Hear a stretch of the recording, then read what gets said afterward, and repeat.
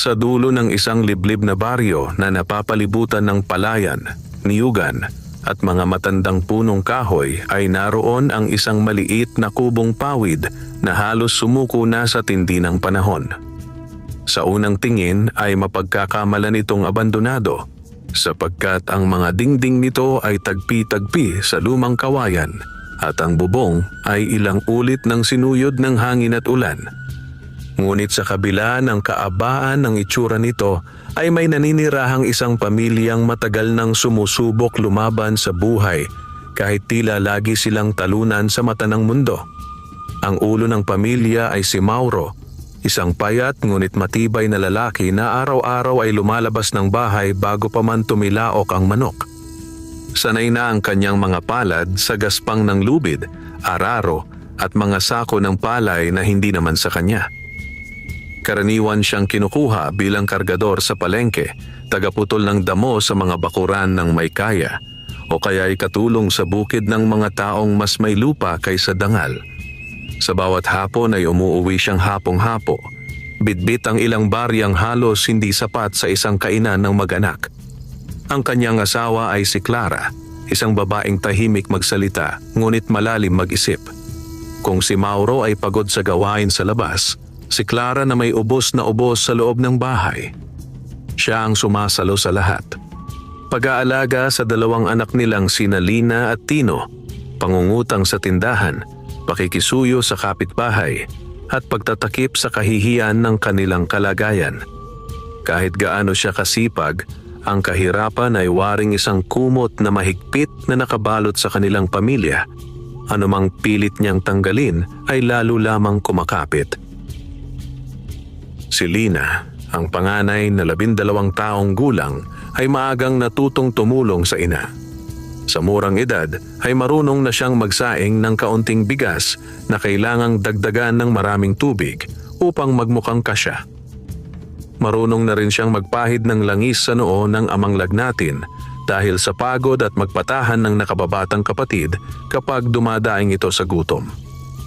Si Tino naman, na 8 taong gulang pa lamang, ay payat, mahiyain at laging nakamasid sa mga batang kasing edad niyang malulusog, masaya at walang alalahanin sa plaza ng baryo. Sa baryong iyon, ang kahirapan ng pamilyang Mauro ay hindi nalihim. Alam iyon ng lahat, sapagkat matagal na silang lubog sa utang sa tindahan ni Aling Sion, sa pautang ni Kapitan Berto, at maging sa pakiusap kay Mang Teban na may-ari ng gilingan. Ang masakit lamang, ang kanilang paghihirap ay hindi basta alam ng mga tao. Ito ay madalas pang gawing paksa ng usapan, tawanan at pangmamaliit. Kapag dumaraan si Clara sa may poso upang umigib, may mga babaeng kunwaring mahina ang boses ngunit sadyang pinapaabot sa kanyang pandinig ang mga salita. Ayan na si Clara, hindi pa rin yata nakakabayad kina Aling Sion. Paano magbabayad, wala namang mapiga sa asawa? Mahirap na nga, parang walang pag-asa pa. Kung minsan ay sasagot ang isa pa. Ang masaklap, anak ng anak, tapos hindi naman kayang buhayin. Naririnig iyon ni Clara, ngunit lagi niyang pinipili ang katahimikan. Hindi dahil wala siyang masasabi, kundi dahil alam niyang ang sagot ng mahirap ay madalas nagiging dahilan lamang upang lalo siyang apihin. Si Mauro naman ay hindi rin ligtas sa paghamak. Sa palengke, kapag may pagkakataong wala siyang makuhang trabaho, may mga tindero at kargador na sinasadya siyang unahan sa mga raket. May ilan pang magbibiro ng may pait. Mauro, baka pati anino mo ay gusto mo ng isang la. Oy, huwag niyo nang bigyan ng mabigat na sako iyan. Baka pati kalansay niya ay bumigay. May mga araw na tatawa na lamang siya upang mapagtakpan ng sakit. Ngunit sa loob-loob niya ay para siyang unti-unting nilalamon ng hiya. Sa bawat gabing sabay-sabay silang 4 na nakaupo sa lapag ng kanilang kubo. Dama ang lamig na pumapasok sa siwang ng kawayan. Tahimik nilang hinaharap ang manipis na hapunan. Kadalasan ay lugaw, minsan ay nilagang saging, kung minsay kanin na may asin at kaunting tuyo kung may pambiling sapat. Ngunit sa kabila ng kakapusan ay pilit pinananatili ni Clara ang isang bagay na ayaw niyang maagaw ng kahirapan ang dangal ng kanyang pamilya. "Anak," wika niya kay Lina at Tino isang gabi habang pinaghahatian nila ang iisang pritong galunggong na halos buto na lamang, "kahit mahirap tayo, huwag ninyong hahayaan na maging masama ang loob ninyo sa tao. Hindi lahat ng mayroon ay mabuti at hindi lahat ng wala ay kaawa-awa." Tahimik na tumango si Lina, ngunit si Tino ay napabuntong hininga. "Inay," mahinang tanong niya, "bakit po ba lagi tayong kulang? Lagi po bang ganito?" Napayuko si Mauro. Ang simpleng tanong ng bata ay tila patalim na tumama sa kanyang pagkatao bilang ama. Nais sana niyang sabihin na lilipas din ang lahat, ngunit sa dami ng taon na lumipas na wala namang nagbago, kahit siya'y nahirapang maniwala sa sariling pag-asa. Si Clara ang sumagot, "Hindi habang buhay, anak. Darating din ang araw na giginhawa tayo. Hindi man natin alam kung kailan, pero darating iyon."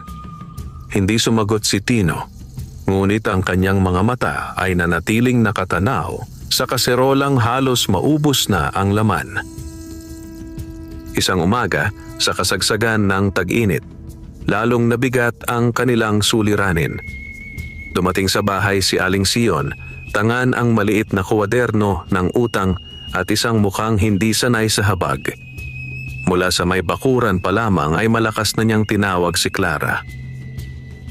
"Clara, lumabas ka nga riyan. Hindi ako naparito para makipagtaguan." Dali-daling lumabas si Clara, kasunod si Lina na halatang kinakabahan. Nasa trabaho noon si Mauro sa kabilang sitio at si Tino na may naglalaro ng patpat sa may hagdan. "Aling Sion, magandang umaga po." Pilit na magalang na bati ni Clara. "Anong maganda?" Masungit na tugon ng matanda. "Mag-iisang taon na ang utang ninyo sa tindahan ko. Asukal, bigas, kape, sardinas, mantika, lahat nakatala rito. Hanggang kailan ako maghihintay?" "Pasensya na po. Naghahanap po ng mas maayos na kita si Mauro. Magbabayad po kami kahit paunti-unti." "Paunti-unti?" Halos tumaas ang kilay ni Aling Sion. "Iyan na nga ang lagi mong sabi. Wala naman akong napapala. Huwag mo akong gawing kawanggawa. Tindahan ito, hindi bahay ampunan." Napayuko si Clara habang pinipisil ang dulo ng kanyang saya.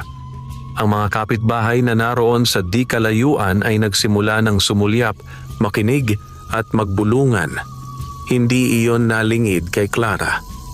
Ang kahihiyan ay muling inilatag sa harap ng maraming mata. Lalong lumakas ang boses ni Aling Sion.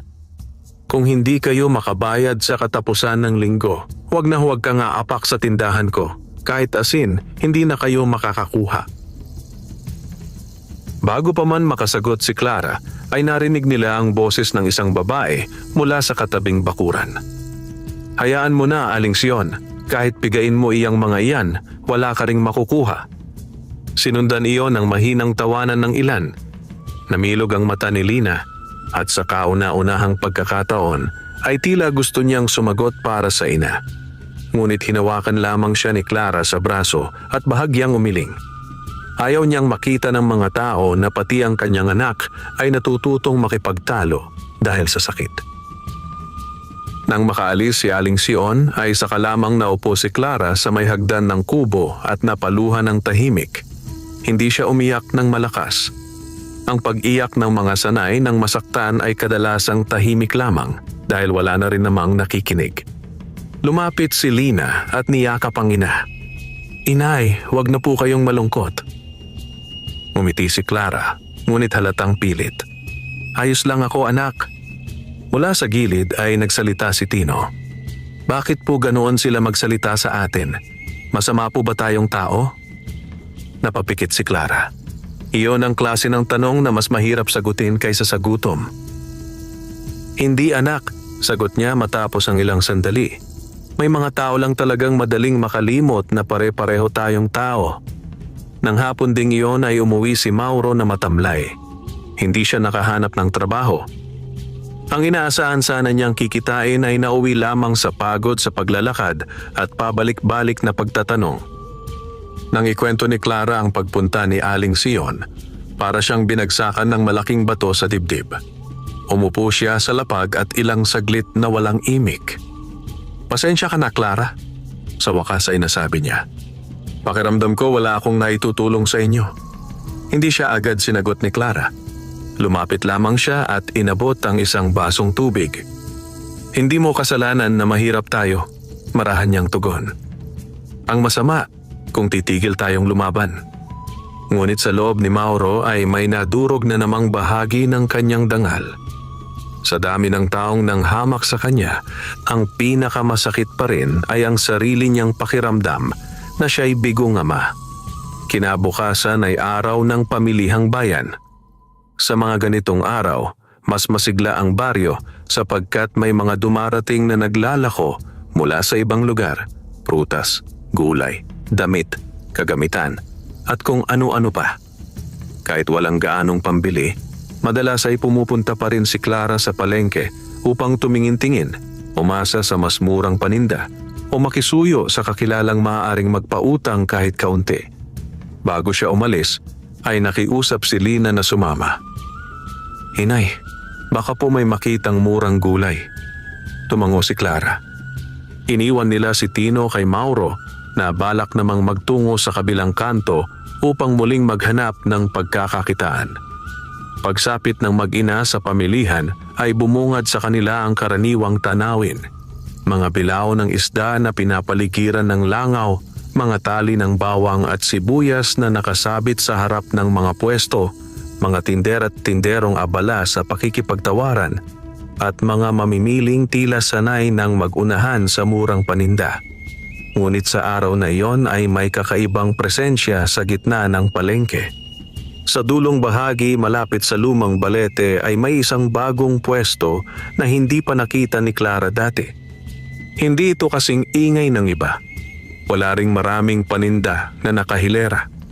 Isang malaking bayong lamang na puno ng mapuputing butil ng bigas ang nasa ibabaw ng mesang kawayan, at sa tabi nito ay ilang supot ng munggo, mais at tila mga halamang hindi karaniwan ang anyo.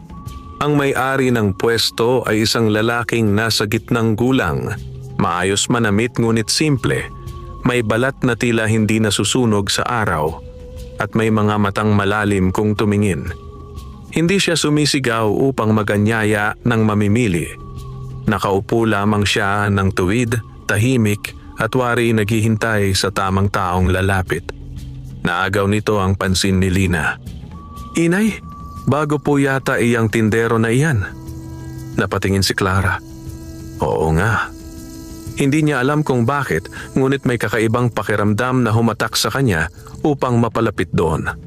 Hindi kagaya ng ibang pwesto na agad mong malalanghap ang amoy ng pinatuyo o maririnig ang tila walang tigil na tawaran, ang pwestong iyon ay may katahimikang nakapapawi. Para bang sa gitna ng magulong palengke ay may bahaging payapa. Nang mapadaan sila sa harap ng pwesto ay bahagyang itinaas ng lalaki ang tingin.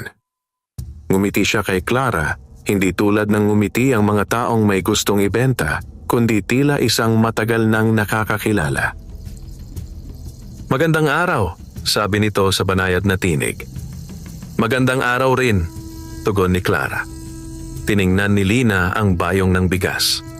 Kapansin-pansin ang kinang ng mga butil na animoy mas maputi at mas buo kaysa karaniwang bigas sa baryo. Hindi ito kuminang na parang metal, kundi parang may kakaibang linis at ganda. "Magkano po ang bigas?" tanong ni Clara. Bagaman alam niyang malamang ay hindi niya rin ito mabibili. "Para sa iba, mahal," sagot ng lalaki. "Para sa tamang tao, abot kaya." Bahagyang nagtaka si Clara sa paraan ng pagsagot, ngunit hindi na siya nag-usisa. Nasanay na siyang umiwas sa mga panindang hindi niya naman kayang bilhin. "Pasensya na po, Anya. Titingin lang sana kami." "Ako ang may sabi na tumingin kayo," mahinahong wika ng lalaki. "Hindi lahat ng lumalapit dito ay bumibili. May ilan na dapat lang makakita." Hindi na alam ni Clara kung ano ang isasagot. May kabutihan ang mukha ng tindero, Ngunit may bagay din dito na hindi niya maipaliwanag. Para bang hindi ito ganap na karaniwang tao. Tumikhim si Lina at bumulong, "Inay, ang puti po ng bigas niya." Narinig iyon ng lalaki at marahang ngumiti. "Maganda nga yan. Kapag naisaing, mabango. Kapag pinaghati-hatian, parang laging kasya." Napahinto si Clara sa huling sinabi nito. Parang laging kasya. Sa bahay nila, iyon ang pinakaimposibleng himala. "Hindi po muna kami bibili," magalang niyang sabi. "Wala pa po kaming sapat na pera." Tila hindi naman nabigo ang lalaki. Bagkus ay lalo pa siyang naging mahinahon. "Balikan mo ako," sabi niya habang nakatingin ng diretso kay Clara. "Kapag wala ka ng malapitan, dito ka bumalik." Naramdaman ni Clara ang kakaibang pangingilabot sa batok. Ang mga salita ng lalaki ay payak, ngunit may bigat na tila higit sa karaniwang paanyaya ng isang tindero. "Paano po ninyo nasabing wala na akong malapitan?" Halos hindi niya namalayang naitanong niya. Sandaling natahimik ang lalaki. Saka ito sumagot ng parang may alam na lampas sa dapat malaman ng estranghero. Ang taong sanay ng magtiis ay madaling makilala, lalo na ang taong pinipiling manahimik kahit durog na ang loob. Hindi nakaimik si Clara, kahit si Lina ay napatitig na lamang sa tindero. Sa paligid ay patuloy ang ingay ng palengke, ngunit sa ilang sandaling iyon ay tila nawala iyon sa pandinig ni Clara. May gusto siyang itanong pa, ngunit bigla niyang naramdaman ang hiya sa sariling kalagayan. Baka pinaglalaroan lamang siya ng lalaki. Baka isa na naman itong paraan upang ipaalalang wala siyang maipambili. Humigpit ang hawak niya sa kamay ni Lina. "Tara na, anak." Tumango si Lina, ngunit bago sila tuluyang lumayo ay muli silang tinawag ng tindero. "Clara." Biglang napahinto ang babae. Dahan-dahan siyang lumingon.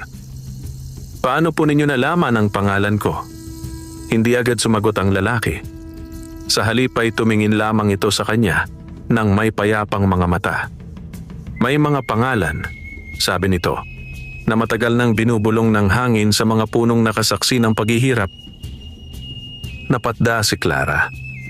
Hindi na niya alam kung dapat ba siyang matakot o magtaka. Wala na siyang nasabi. Hinila na lamang niya si Lina at mabilis na lumayo mula sa pwesto. Habang naglalakad sila pauwi, kapwa sila tahimik ng kanyang anak. Tila parehong nilalaro ng isip nila ang kakaibang pagkikita. Pagkaraan ng ilang sandali ay si Lina ang unang nagsalita. "Inay, kilala niyo po ba siya?" Umiling si Clara. "Hindi. Pero alam niya po ang pangalan ninyo." "Oh, babalikan po ba natin siya?" Hindi agad sumagot si Clara. Sa kanyang dibdib ay may halong pag-aalinlangan at kung anong munting pag-asang ayaw muna niyang pangalanan. Sanay siyang mabigo, kaya natuto na siyang umiwas sa mga bagay na maaaring magpasaya sa isip ngunit manakit sa bandang huli. "Hindi ko alam," mahinang wika niya. Ngunit pagsapit nila sa tapat ng kanilang kubo, naroon ang isang panibagong dagok. Nakaupo sa may bakod si Kapitan Berto, ang pinakamayamang tao sa kanilang baryo at siya ring pinakamaraming pinautang na halos walang nakakatakas sa interes. Nakaayos ang kanyang puting kamisa, may baston sa tabi at ang muka'y halatang hindi naparoon upang makipagkumustahan. Nang makita si Clara ay tumayo ito at inayos ang tikwas ng sombrero. "Mabuti at dumating ka," sabi nito. "Napagpasyahan ko na. Kung hindi makababayad si Mauro sa loob ng 3 araw, kukunin ko ang maliit ninyong taniman sa likod. Ako rin naman ang may hawak ng kasulatan." Parang piniga ang dibdib ni Clara. Ang maliit na taniman sa likod ng bahay ang tanging piraso ng lupa na maaari sana nilang pagkukunan ng kamote, gulay o anumang pantawid gutom sa hinaharap. "Kapitan, maawa po kayo," halos pabulong niyang sabi. "Iyon na lang po ang natitira sa amin." Umismid si Kapitan Berto. "Ang awa ay para sa marunong magbayad. Ilang ulit ko na kayong pinagbigyan. Hindi pwedeng puro pakiusap." Mula sa may pintuan ay lumabas si Mauro. na kanina pa pala naroon at tahimik na nakikinig. May takot at galit sa kanyang mukha, ngunit alam niyang wala siyang lakas upang labanan ang taong nasa harap niya. "Kapitan," sabi ni Mauro, "bigyan niyo pa kami ng kaunting panahon." "Tama na," putol nito. 3 araw. Kapag wala, akin na ang lupa." Pagkasabi niyo na itinalikuran sila ng matanda at dahan-dahang lumakad palayo, na para bang wala siyang binitawang sentensya sa isang pamilyang halos wala nang masandalan. Naiwan ng maganak sa harap ng kanilang kubo, tahimik, gipit at tila lalo pang iniipit ng tadhana. Sa sandaling iyon ay muling sumagi sa isip ni Clara ang mga mata ng misteryosong tindero sa palengke, ang mapuputing butil ng bigas sa bayong, at ang boses nitong banayad ngunit tila may dalang lihim. "Kapag wala ka nang malapitan, dito ka bumalik." Habang unti-unting dumidilim ang langit sa ibabaw ng baryo, hindi alam ni Clara na ang mga salitang iyon ang simula ng malaking pagbabagong magpapayanig sa kanilang buhay. Pagbabagong hindi lamang susubok sa kanilang gutom at utang, kundi maging sa kanilang dangal, katatagan at kakayahang manatiling mabuti sa gitna ng biyayang maaaring ikasira rin ng tao. At sa unang pagkakataon sa mahabang panahon, sa ilalim ng bigat ng pangamba, may mumunting liwanag na sumiklab sa puso ni Clara. Isang liwanag na kasinliit ng butil ng bigas, ngunit maaaring maglaman ng hiwagang kayang baguhin ang kapalaran ng buong pamilya. Ang gabi matapos ang pagbisita ni Kapitan Berto ay bumalot sa kanilang tahanan na parang mas mabigat kaysa karaniwan. Ang hangin na pumapasok sa siwang ng kanilang kubo ay tila may dalang kaba at ang katahimikan ay mas maingay kaysa anumang sigawan. Wala ni isa sa kanila ang agad nakatulog. Nakaupo si Mauro sa may pintuan, nakatanaw sa dilim ng paligid. Paminsan-minsay napapahawak siya sa ulo, wari sinusubukang hanapan ng solusyon ang problemang wala namang malinaw na sagot. Sa loob ng kubo, si Clara naman ay abala sa paghahanda ng manipis na hapunan. Lugaw na halos tubig na lamang na pinaghati-hatian nilang 4. Tahimik silang kumain. Walang naglakas loob na magsimula ng usapan sapagkat alam nilang iikot lamang iyon sa parehong problema, utang, kahirapan, at ang banta na mawawala ang natitira nilang lupa. Matapos ang hapunan ay humiga na ang mga bata. Si Lina ay nakapikit, ngunit halatang gising pa rin, samantalang si Tino ay mahigpit na yakap ang kanyang lumang unan, tila doon kumukuha ng kaunting kapanatagan. Sa gitna ng gabi ay marahang nagsalita si Clara. "Mauro?" mahinang tawag niya. Lumapit ang lalaki at naupo sa tabi niya. "Ano yon?" Sandaling nag-alinlangan si Clara bago nagsalita. "Naalala mo ba? Sinabi ko kanina na may nakita kaming bagong tindero sa palengke?" Tumango si Mauro. "Oo, bakit?" "Hindi ko maipaliwanag," patuloy ni Clara. "Pero kakaiba siya. Parang may alam siya tungkol sa atin." Napakunot ang noo ni Mauro. "Paano mo nasabi?" "Tinawag niya ako sa pangalan ko kahit hindi ko naman siya kilala. At ang mga sinabi niya, parang alam niya ang kalagayan natin." Sandaling natahimik si Mauro. Sa baryo, hindi bago ang mga kwento tungkol sa mga nilalang na hindi karaniwan, mga engkanto, duwende o iba pang hindi nakikita ng karaniwang mata. Ngunit sa gitna ng gutom at problema, mas pinipili niyang manatili sa realidad. "Baka naman may nakapagsabi lang sa kanya," sagot niya, bagaman hindi ganap ang kanyang paniniwala sa sariling paliwanag. Umiling si Clara. "Hindi lang iyon. Iba ang pakiramdam. Para bang hindi siya basta tindero lang." Napabuntong hininga si Mauro.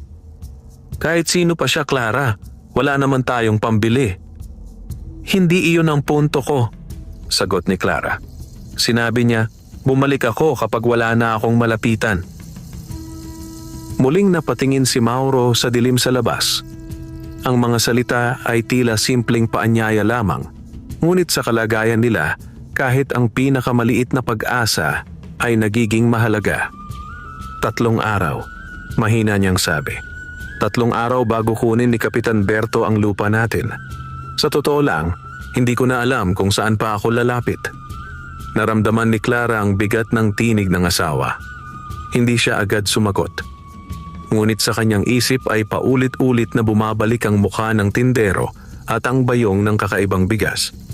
Kinabukasan ay maaga muling umalis si Mauro upang maghanap ng trabaho. Ngunit tulad ng mga nakaraang araw, ang kanyang pagsusumikap ay sinalubong lamang ng kabiguan. May mga nauna na sa kanya sa mga raket at ang iba naman ay ayaw na siyang kunin dahil sa dami ng humihingi ng trabaho. Pagbalik niya sa hapon ay bakas sa kanyang muka ang pagkadismaya. Wala siyang dalang pera ni kahit kaunting pagkain. Samantala, sa bahay ay pilit na pinapakalma ni Clara ang mga anak. Ngunit sa bawat sandali ay lalong sumisikip ang kanilang sitwasyon. Wala na silang makuhang utang sa tindahan at ang natitirang pagkain ay halos sapat na lamang para sa isang araw. Kinagabihan, matapos ang isa na namang tahimik na hapunan, nagpasya si Clara. "Mauro," wika niya, "babalik ako bukas sa palengke." Napatingin ang lalaki sa kanya. "Para saan?" "Para hanapin ang tindero." Sandaling natahimik si Mauro. Alam niyang walang kasiguruhan ng hakbang na iyon, ngunit sa kabilang banda, wala na rin silang ibang mapuntahan. "Sige," sagot niya sa wakas. "Subukan natin." Kinabukasan ay maaga pang nagtungo si Clara sa palengke kasama si Lina. Ang araw ay hindi pa ganap na sumisikat, ngunit ang ilang tindero ay nagsisimula na ring maglatag ng kanilang paninda. Diretso siyang naglakad patungo sa dulong bahagi ng palengke, malapit sa matandang balete. Sa kanyang dibdib ay may halong kaba at pag-asa. Pagdating niya roon ay napahinto siya. Naroon pa rin ang pwesto, ang parehong mesa, ang parehong bayong ng mapuputing bigas at ang parehong lalaking tahimik na nakaupo na tila naghihintay. Nang mapansin siya ng tindero ay agad itong ngumiti na para bang alam na nito ang kanyang pagdating. "Pumalik ka," sabi nito. Lumapit si Clara, bahagyang kinakabahan. "Oo." Hindi na siya nagpaligoy-ligoy. "Wala na po kaming malapitan." Tahimik na tumango ang tindero na para bang iyon ang eksaktong sagot na hinihintay niya. "Alam ko," sagot nito. Napatingin si Lina sa ina at pagkatapos ay sa tindero. Ang mga mata nito ay hindi nakakatakot, ngunit hindi rin pangkaraniwan. Para bang sa loob ng mga ito ay may lalim na hindi kayang abutin ng karaniwang pag-unawa. "Magkano po ang bigas?" tanong ni Clara. Bagaman alam niyang baka hindi pa rin niya ito kayang bilhin. Ngumiti ang tindero. "Para sa iyo, hindi pera ang kapalit." Napakunot ang noo ni Clara. "Kung hindi po pera, ano po?" "Pananalig," sagot nito ng payapa, "at kabutihan ng puso." Hindi nakaimik si Clara. Hindi iyon ang sagot na inaasahan niya. "Kukuha ka ng bigas mula rito," patuloy ng tindero. Itinuro ang bayong. "Iuwi mo, isaing mo, ibahagi ninyo. Ngunit tandaan mo, ang biyaya ay hindi para itago, kundi para ipamahagi." Napatingin si Clara sa bayong. Ang mga butil ng bigas ay tila mas kumikislap sa liwanag ng umaga. "Ano po ang kapalit?" muling tanong niya, mas maingat na ngayon. "Ang kapalit," sagot ng tindero, "ay kung paano ninyo ito gagamitin." Sandaling natahimik si Clara. Ang kanyang isip ay puno ng tanong. Maaari ba siyang magtiwala sa isang estranghero? Paano kung may kapalit na hindi niya kayang ibigay? Ngunit naalala niya ang kanilang kalagayan, ang gutom ng kanyang mga anak, ang utang na hindi mabayaran, at ang banta na mawala ang kanilang lupa. "Kung tatanggihan ko ito," bulong niya sa sarili, "ano ang matitira sa amin?" Dahan-dahan niyang iniangat ang tingin sa tindero. "Tatanggapin ko po." Ngumiti ang lalaki, tila kontento. Kumuha ito ng isang maliit na supot at nagsalin ng bigas mula sa bayong. Ngunit habang ginagawa iyon, napansin ni Clara ang isang bagay. Hindi nababawasan ang laman ng bayong. Kahit ilang sandok na ang inilagay ng tindero sa supot, nananatiling puno ang lalagyan. Nanlamig ang kamay ni Clara. Hindi po ba? Nauubos? Hindi niya napigilang itanong. Ang tunay na biyaya, sagot ng tindero, ay hindi nauubos kung tama ang paggamit. Iniabot nito ang supot ng bigas kay Clara. Dalhin mo ito sa inyong tahanan at tandaan mo ang sinabi ko. Kinuha ni Clara ang supot na para bang hawak niya ang isang bagay na higit pa sa karaniwang pagkain. Sa kanyang dibdib ay may halo-halong damdamin, takot, pag-asa at pagdududa. Salamat po, mahinang sabi niya. Tumango ang tindero. Hindi mo kailangan magpasalamat sa akin, wika nito.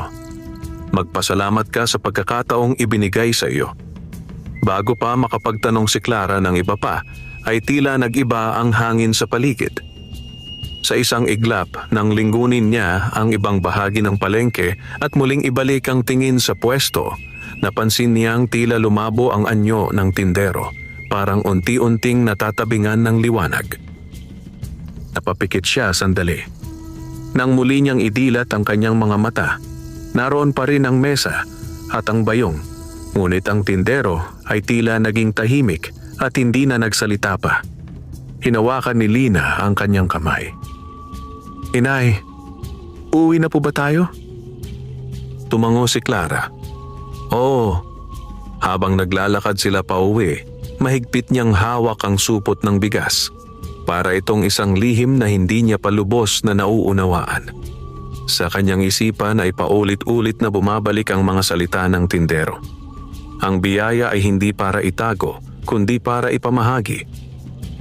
Hindi pa niya alam kung ano ang tunay na kahulugan nito. Ngunit sa unang pagkakataon matapos ang matagal na panahon, may dala siyang pagkain na hindi niya inutang, hindi hiningi at hindi rin binili. At sa bawat hakbang niya pauwi, unti-unting sumisibol sa kanyang puso ang isang tanong. Ang bigas bang ito ay sagot sa kanilang problema? O simula ng isang pagsubok na higit nilang kailangang paghandaan? Pagdating ni Clara at Lina sa kanilang kubo, ay agad silang sinalubong ni Tino na halatang kanina pa naghihintay. Inay, may dala po ba kayo? Sabik na tanong ng bata. Hindi agad sumagot si Clara. Sa halip ay marahan niyang itinaas ang supot ng bigas. May dala ako. Lumapit si Tino at hinawakan ng supot na tila isang kayamanan. Ang dami po nito. Ngunit sa totoo ay hindi naman ito ganoon karami kung susukatin sa karaniwang pangangailangan ng isang pamilya. Sapat lamang ito para sa isang kainan o dalawa kung titipirin. Ngunit sa kanilang kalagayan, ito na ang tila isang biyayang matagal na nilang hinihintay. Lumabas mula sa loob si Mauro. Napatingin siya sa supot at sa mukha ni Clara na tila may kakaibang katahimikan. Galing sa tindero? Tanong niya. Tumango si Clara. Oo. Magkano? Wala. Sagot niya. Napakunot ang noo ni Mauro. Wala. Hindi niya tinanggap ang pera. Ibinigay niya ito. Basta na lang. Hindi agad nagsalita si Mauro. Ang ganitong pangyayari ay hindi pangkaraniwan. Sa baryo, walang basta nagbibigay ng walang kapalit. May sinabi ba siya? Tanong niya. Meron, sagot ni Clara. Isaing natin. Ibahagi natin. At huwag daw nating itago ang biyaya. Nagkatinginan ang mag-asawa. May halong pagdududa at pag-asa sa kanilang mga mata. Subukan natin. Sa wakas ay sabi ni Mauro. Agad na naghanda si Clara. Kinuha niya ang lumang kaldero at hinugasan ito ng maigi na parabang naghahanda siya sa isang bagay na higit pa sa simpleng pagluluto. Dahan-dahan niyang ibinuhos ang bigas sa palanggana upang hugasan. Sa sandaling iyon ay napansin niya ang isang bagay na nagpahinto sa kanya. Lina, lapit ka nga, tawag niya. Lumapit ang bata. Bakit po, inay? Itong bigas? Bulong ni Clara. Iba ang itsura. Tiningnan ni Lina ang laman ng palanggana. Ang mga butil ng bigas ay hindi lamang maputi. Tila may bahagyang kintab na parang kumikislap sa ilalim ng liwanag ng araw. Hindi ito halatang ginto, ngunit may kakaibang ningning na hindi maipaliwanag. Parang may liwanag po, sabi ni Lina. Napahawak si Clara sa dibdib. Naalala niya ang bayong ng tindero na tila hindi nauubos at ang paraan ng pagsasalita nito na parang may lihim na hindi pa niya nauunawaan. Isaing na natin, sabi niya, pilit na pinapakalma ang sarili. Inilagay niya ang bigas sa kaldero, nilagyan ng tubig at isinilong sa apoy. Habang unti-unting kumukulo ang laman nito ay may kakaibang amoy na kumalat sa loob ng kubo, hindi katulad ng karaniwang kanin. Ito'y mas mabango, mas malinis sa pangamoy na parang may halong sariwang hangin ng bukirin at tamis ng bagong ani.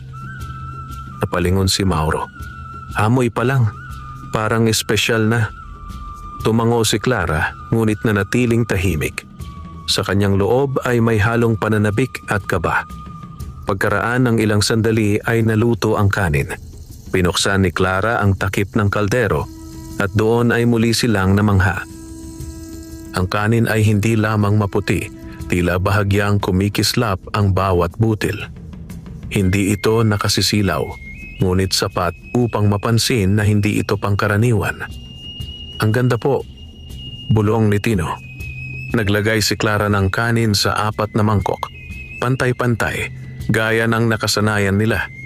Ngunit kahit sinubukan niyang sukatin ng maayos, napansin niyang tila mas marami ang laman kaysa sa inaasahan niya mula sa dami ng bigas na niluto. Umupo silang 4 at nagsimulang kumain. Sa unang subo pa lamang ay napatingin si Mauro kay Clara. Masarap, sabi niya, tila hindi makapaniwala. Tumango si Clara. Oo, hindi lamang ito masarap, ito'y kakaiba. Ang bawat subo ay tila nagbibigay hindi lamang ng kabusugan kundi ng kakaibang gaan sa pakiramdam. Si Tino, na karaniwang nagrereklamo sa kakulangan ng pagkain, ay tahimik na kumakain ngayon ngunit halatang nasisiyahan. Parang hindi po agad nakakagutom, sabi nito habang ngumunguya. Napangiti si Lina. Oo nga. Nagpatuloy silang kumain. At sa kanilang pagtataka, kahit ilang ulit silang sumandok, tila hindi agad nauubos ang laman ng kaldero. Napahinto si Clara. Tiningnan niya ang kaldero, saka ang mga mangkok. Mauro, pulong niya. Napansin ko rin, sagot ng lalaki. Hindi nila kailangang magsalita ng malinaw upang magkaunawaan. Ang nangyayari ay hindi na maipapaliwanag ng karaniwang katuwiran. Nang matapos silang kumain ay napansin nilang may natira pang kanin, higit pa sa inaasahan nila. Tahimik silang nagkatinginan. Ang sabi ng tindero, mahinang sabi ni Clara, huwag daw nating itago ang biyaya. Napabuntong hininga si Mauro. Ibig mong sabihin, magbahagi tayo? Siguro iyon ang ibig niyang ipagawa, sagot ni Clara. Ngunit hindi naging madali ang desisyon. Sa kanilang kalagayan, ang bawat butil ng bigas ay mahalaga. Sa loob ng mahabang panahon, nasanay silang magtipid, mag-ipon at magtago ng pagkain para sa susunod na araw. Paano kung bukas wala na tayong makain? Tanong ni Mauro. Paano kung ito na ang paraan para magkaroon tayo? Balik ni Clara. Natahimik ang lalaki. Ang dalawang posibilidad ay kapwa may panganib. Mula sa gilid ay nagsalita si Lina. Inay, kung totoo po na hindi ito nauubos, baka po hindi tayo magutom kahit magbigay tayo. Napatingin si Mauro sa anak. Sa murang edad ay tila mas malinaw pa ang kanyang pananaw. Si Tino naman ay marahang nagsabi, Inay, pwede po ba nating bigyan si Lola Nena? Wala rin po siyang makain kanina. Napabuntong hininga si Clara. Si Lola Nena ay isang matandang byuda na nakatira sa kabilang dulo ng baryo. Halos kasing hirap din nila at madalas ay wala ring makain. Napatingin si Clara kay Mauro. Sa kanyang mga mata ay may tanong. Handa na ba silang subukan ang sinasabi ng misteryosong tindero? Makalipas ang ilang sandali ay tumango si Mauro. Sige. Ngumiti si Clara, bagaman may halong kaba. Kumuha siya ng isang maliit na mangkok at nilagyan ito ng kanin. Hindi niya nilagyan ng kaunti lamang, kundi sapat na tila para sa isang maayos na pagkain. Ito ang simula, sabi niya sa sarili. Lumabas siya ng kubo kasama si Lina, habang si Tino ay naiwan kay Mauro. Tahimik ang baryo sa oras na iyon, at ang hangin ay malamig. Pagdating nila sa kubo ni Lola Nena ay marahan silang kumatok. Maya-maya ay bumukas ang pinto at sumilip ang matanda. Clara? Nagtatakang sabi nito. Ano iyon? Iniabot ni Clara ang mangkok. May dala po akong pagkain. Napatingin si Lola Nena sa mangkok at sa sumunod na sandali ay napuno ng luha ang kanyang mga mata. Hindi na sana kayo nag-abala, nanginginig na sabi nito. Alam kong hirap din kayo. Ngumiti si Clara. May natira po sa amin. Tinanggap ng matanda ang mangkok at agad itong nagpasalamat ng paulit-ulit. Habang pauwi sina Clara at Lina ay tahimik silang naglakad. Ngunit sa loob ni Clara ay may kakaibang pakiramdam. Hindi tulad ng dati na may pangamba sa bawat pagbigay, kundi may munting ligaya. Pagbalik nila sa kubo ay agad nilang tiningnan ang kaldero. At doon ay muli silang napahinto. Ang kanin sa loob ay tila hindi nabawasan. Napaupo si Mauro at napahawak sa ulo. Hindi ito normal. Hindi nga, sagot ni Clara. Ngunit sa kabila ng takot ay may unti-unting pagusbong ng paniniwala. Marahan niyang binulong. Baka, ito na ang biyayang sinasabi niya. Sa gabing iyon, sa unang pagkakataon sa mahabang panahon, natulog ang pamilya na hindi kumakalamang sikmura at may dalang lihim na unti-unting magbabago sa kanilang kapalaran. Ngunit hindi pa nila alam na ang bawat biyayang dumarating ay may kasamang pagsubok at ang kanilang kabutihan ay malalagay sa matinding pagsubok sa mga darating na araw. Nagising si Clara kinabukasan na may kakaibang gaan sa dibdib. Hindi na niya kailangang mangamba kung may maihahain ba silang almusal sapagkat ang kalderong iniwan nila kagabi ay may laman pa ring kanin. Tahimik siyang bumangon, marahang binuksan ang takip at muling nasilayan ng mapuputing butil na tila may sariling liwanag. Sandali siyang napatigil. Hindi pa rin nababawasan, bulong niya sa sarili. Sa kanyang likuran ay nagising si Mauro. Lumapit ito at sumilip sa kaldero. Napailing siya, hindi pa rin makapaniwala. Kung hindi ko ito nakikita mismo, sabi niya, hindi ako maniniwala. Tahimik na ngumiti si Clara. Kaya nga kailangan nating mag-ingat. Hindi agad nakaunawa si Mauro. Mag-ingat? Bakit? Dahil hindi lahat ng biyaya ay dapat ipinagmamalaki, sagot niya. Lalo na kung hindi natin alam kung paano ito ibinigay.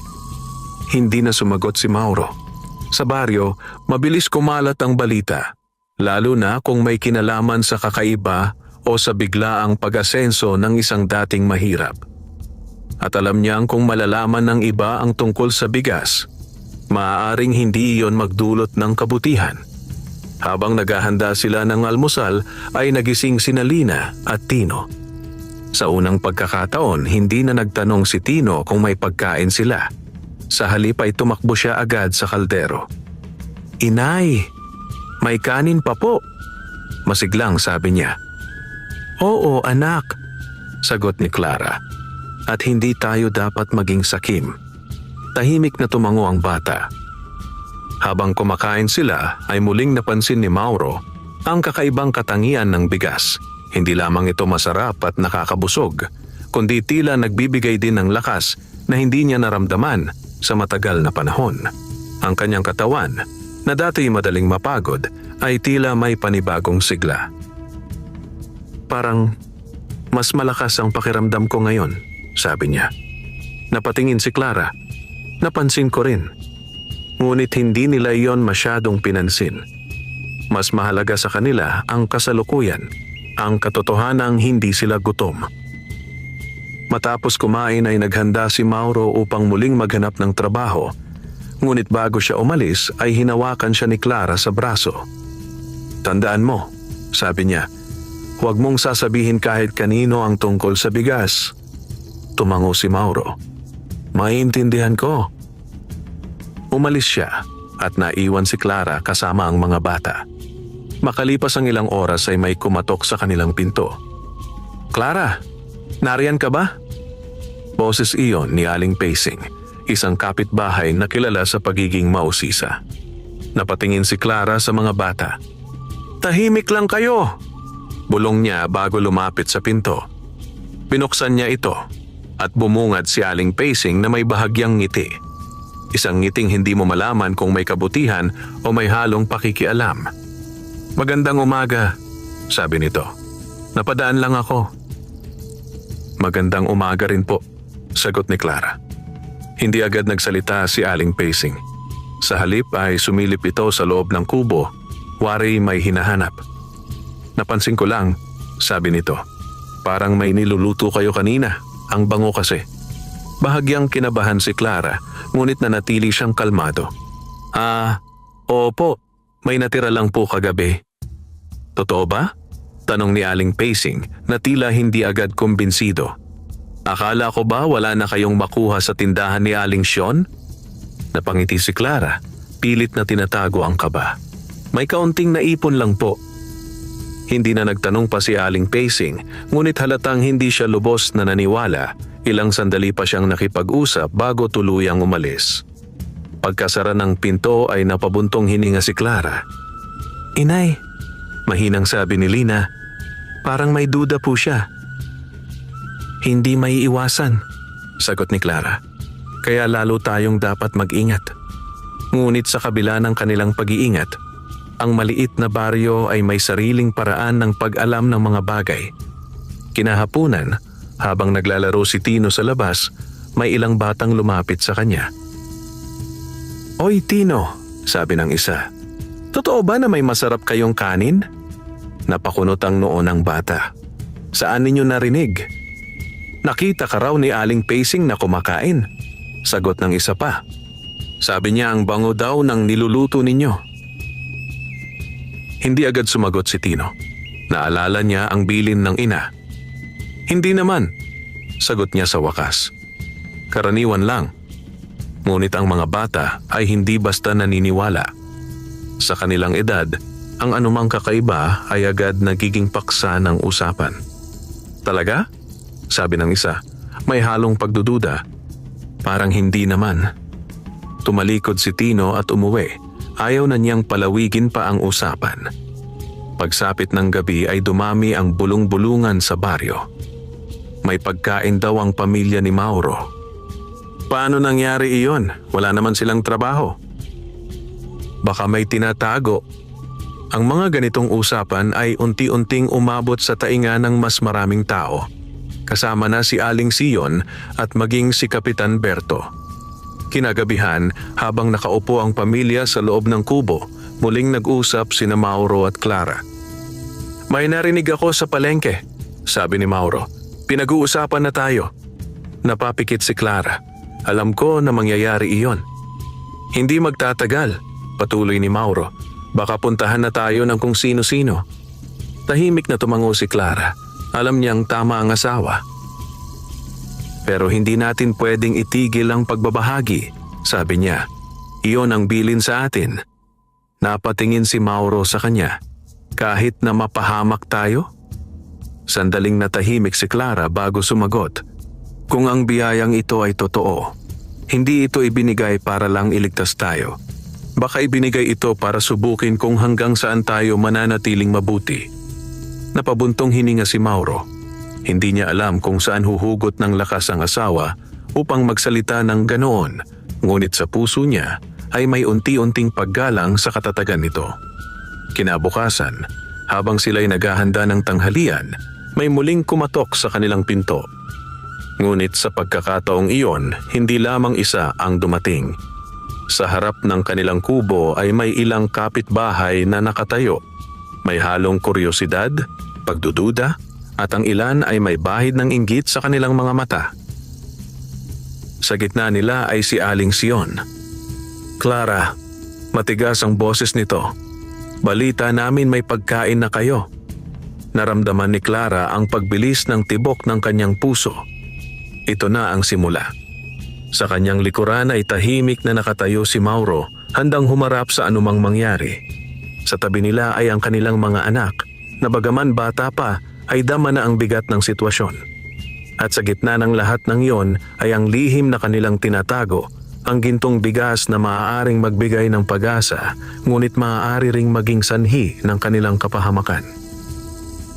Huminga ng malalim si Clara at humarap sa mga taong nasa labas ng kanilang bahay. Hindi pa niya alam kung paano niya ipagtatanggol ang kanilang lihim. Ngunit alam niya ang isang bagay. Ang tunay na pagsubok ng biyaya ay nagsisimula hindi sa pagtanggap nito, kundi sa kung paano ito iingatan sa harap ng tukso, inggit at paghamak ng iba. Nakatayo si Clara sa may pintuan ng kanilang kubo, kaharap ang ilang kapitbahay na may halong pagdududa at pananabik sa kanilang mga mata. Sa gitna nila ay si Aling Sion, hawak ang maliit nitong kuwaderno, tila paalala ng utang na matagal nang nakasabit sa leeg ng kanilang pamilya. "Clara," muli nitong sabi, "huwag mo na kaming paligoy-liguyin, may pagkain na raw kayo, saan galing iyon?" Tahimik si Clara sa loob ng ilang sandali. Nararamdaman niya ang tensyon sa paligid, ang mga matang nakatitig, ang mga bulong na pilit tinatago, at ang bigat ng sitwasyong unti-unting umiipit sa kanila. Sa kanyang likuran ay naroon si Mauro, nakamasid at handang sumalo kung kinakailangan. Ngunit alam niyang ang unang hakbang ay nasa kanya. "May natira lang po sa amin," sagot niya ng mahinahon. "Nagkasya lang." Napangiti si Aling Sion, ngunit ang ngiting iyon ay hindi umabot sa kanyang mga mata. "Natira?" ulit nito. "Clara, matagal na kitang kilala. Alam ko kung kailan ka nagsasabi ng totoo at kung kailan hindi. May ilang kapitbahay na nagbulungan. Ang iba ay tila umaasang may matutuklasan silang lihim, habang ang ilan na may tahimik lamang ngunit matalimang tingin." Lumapit si Mauro. "Aling Sion," sabi niya, "kung may sasabihin kayo, sabihin niyo na lang ng diretso." Napatingin ang matanda sa kanya. "Diretso? Sige. May naririnig akong balita na hindi kayo nagugutom nitong mga nakaraang araw. Samantalang hindi kayo makabayad ng utang." Napahigpit ang kamao ni Mauro, ngunit pinigilan niya ang sarili. "Hindi po ibig sabihin na may konting pagkain kami ay mayaman na kami," sagot niya. "Kung ganoon," patuloy ni Aling Sion, "magbayad na kayo." Natahimik ang lahat. Alam ni Clara na iyon ang pinupunto ng matanda. Hindi lamang ito kuryosidad. Ito ay paraan upang pilitin silang maglabas ng kung anong mayroon sila. "Wala pa po kaming pera," sagot ni Clara. "Pero may pagkain kayo," mabilis na tugon ni Aling Sion. "Hindi ba pwedeng iyon ang ipambayad?" Napatingin ang ilang kapitbahay, tila nagkaroon ng interes.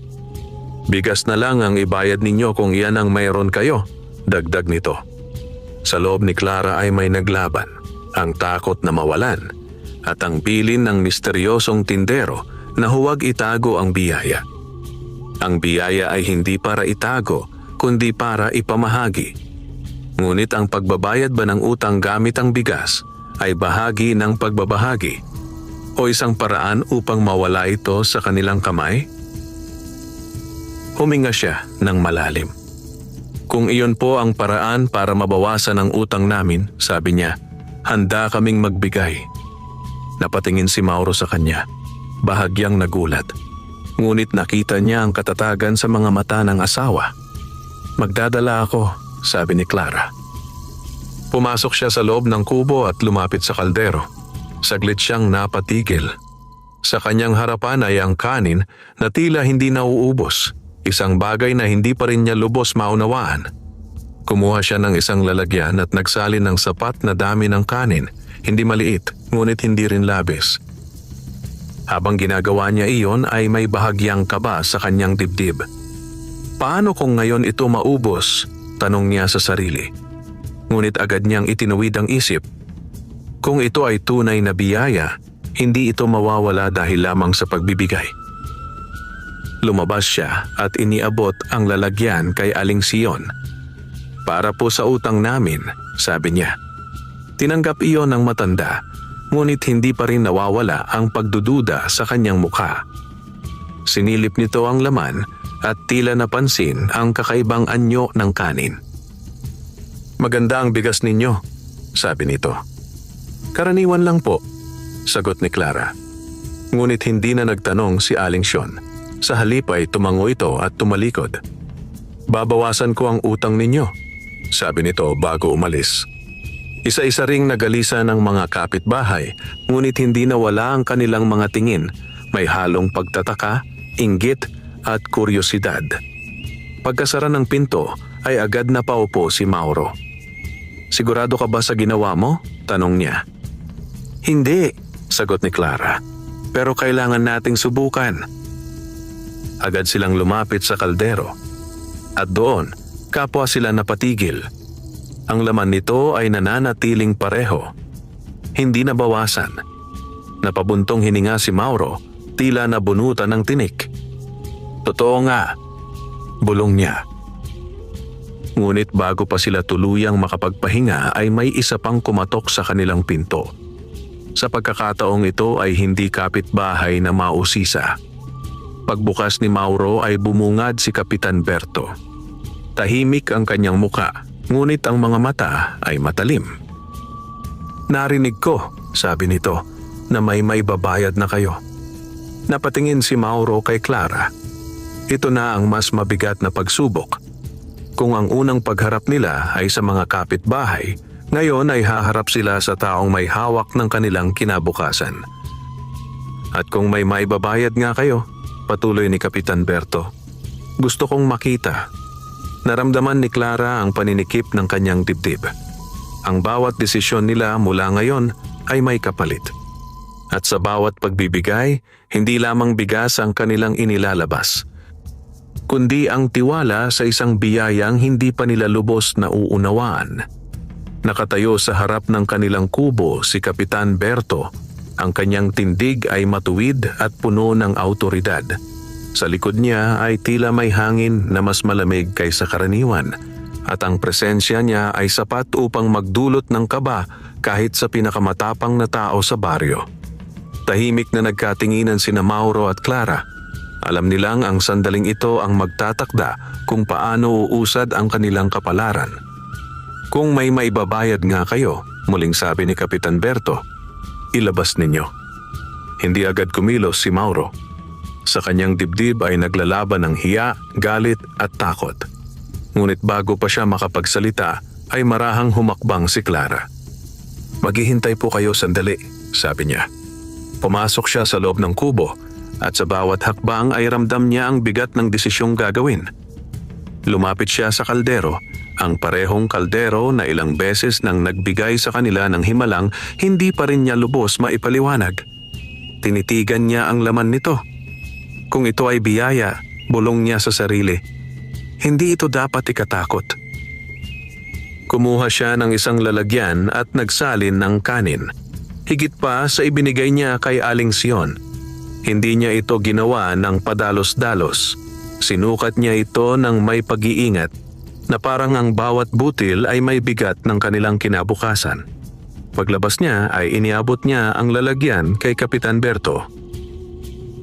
Ito po ang kaya naming ibigay sa ngayon, sabi niya.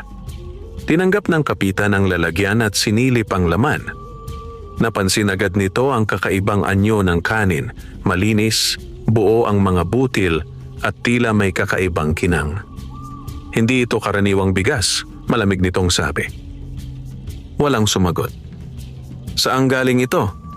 Tanong nito, mas matalim na ngayon ang boses. Sa amin po, sagot ni Clara.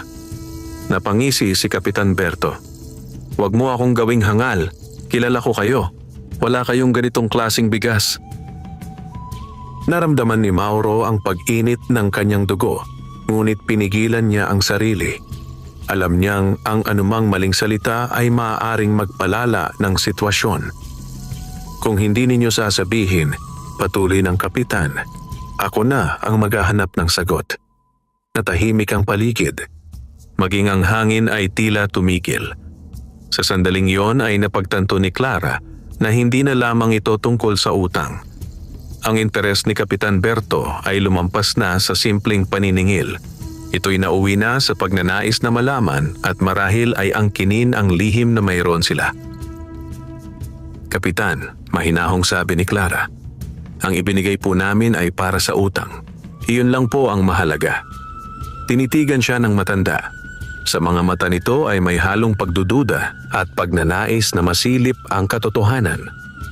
Hindi ako kontento sa iyan lang, sagot nito. Kung may pinagkukunan kayo ng ganitong klaseng bigas, dapat malaman ko. Bakit po? Tanong ni Mauro, hindi na napigilan ang sarili. Bahagyang ngumiti si Kapitan Berto. Dahil ako ang may hawak ng karamihan sa lupa rito at kung may kayamanang nagmumula sa baryong ito, karapatan kong malaman. Ang mga salitang iyon ay tila patalim na tumama sa puso ni Mauro. Hindi iyon simpleng pag-uusisa, iyon ay pagpapakita ng kapangyarihan. Ngunit hindi nagpatinag si Clara. Ang meron po kami, sabi niya, ay sapat lang para sa pamilya namin at sa mga nangangailangan. Wala po kaming kayamanang itinatago. Hindi agad sumagot ang kapitan. Sa halip ay marami itong ibinaba ang lalagyan ng kanin.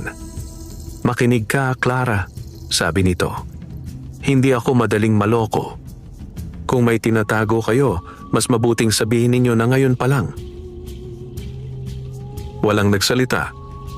Sa likod ni Clara ay naroon sina Lina at Tino, tahimik na nakamasid. Bagaman bata pa, dama nila ang tensyon at ang panganib na maaaring dumating. Sa wakas ay tumayo ng tuwid si Kapitan Berto. Sige, sabi nito. Tatanggapin ko muna ito bilang bayad. Sandali siyang tumigil saka nagpatuloy. Pero babalik ako. At sa paraang iyon, iniwan niya ang kanilang bakuran. Ngunit hindi ang kanyang pagdududa. Pagkasara ng pinto ay tila sabay na napalabas ang hininga ng mag-anak. Hindi maganda iyon, sabi ni Mauro. Alam ko, sagot ni Clara. Lumapit sila sa kaldero, halos sabay. At muli, tulad ng dati, ang laman nito ay hindi nabawasan. Ngunit sa pagkakataong ito, ang kanilang naramdaman ay hindi lamang ginhawa. May halong takot. Kung patuloy tayong magbibigay, sabi ni Mauro, lalo tayong mapapansin. Kung titigil naman tayo, sagot ni Clara, nilalabag natin ang bilin sa atin. Natahimik sila. Sa labas, ang baryo ay patuloy sa karaniwang galaw nito. Ngunit sa ilalim ng katahimikan ay may umuusbong na usapan, hinala at inggit.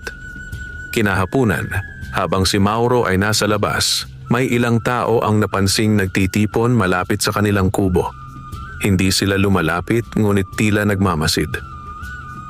Nang bumalik si Mauro ay nakita niya ang mga ito. Bakit sila nandyan? Tanong niya kay Clara. Hindi ko alam, sagot nito. Pero kanina pa sila dyan. Mula sa malayo ay narinig nila ang bulungan.